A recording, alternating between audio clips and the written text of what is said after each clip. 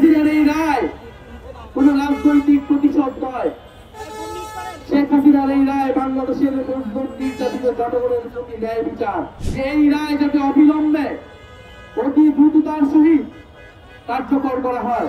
রায় দেখেছে বিচারের শেখ হাসিনাকে ফাঁসির রাষ্ট্রে ঝুলানোর জন্য আদালত রায় দিয়েছে। আমরা ট্রাইব্যুনালের রায়কে স্বাগত জানিয়েছি,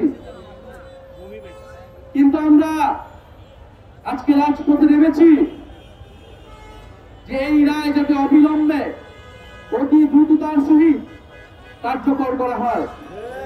কারণ রায় কার্যকরের মধ্য দিয়ে বাংলাদেশের মানুষ ইনসাফ পাবে। শেখ হাসিনার এই রায় কোন রাজনৈতিক প্রতিশোধ নয়। শেখ হাসিনার এই রায় বাংলাদেশের নির্যাতিত জনগণের প্রতি ন্যায় বিচার। আমরা সেই ন্যায় বিচারের জন্য জুলাই আগস্টে রাজপথে নেমেছিলাম। ফলে শেখ হাসিনাকে দেশে ফিরিয়ে আনতে যত ধরনের কূটনৈতিক রাজনৈতিক তৎপরতা করা প্রয়োজন, এই অন্তর্বর্তী সরকার সেই তৎপরতা শুরু করবে বলে আমরা আশা করছি। আমরা দেখতে পাচ্ছি যে নির্বাচনকে সামনে রেখে রাজনৈতিক দলগুলোর নানা ধরনের তৎপরতা শুরু হয়েছে।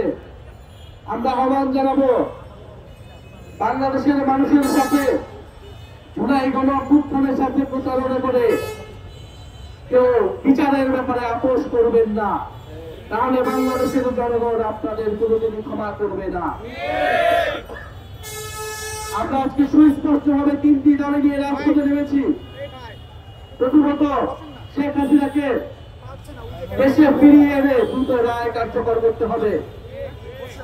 দ্বিতীয়ত, শুধু শেখ হাসিনা নয়, দল হিসেবে আওয়ামী লীগের বিচার নিশ্চিত করতে হবে এবং জাতীয় পার্টি সহ আওয়ামী লীগের সহযোগী যে দলগুলো রয়েছিল তারাও সমান অপরাধ এবং তাদেরকে বিচারের আওতায় আনতে হবে।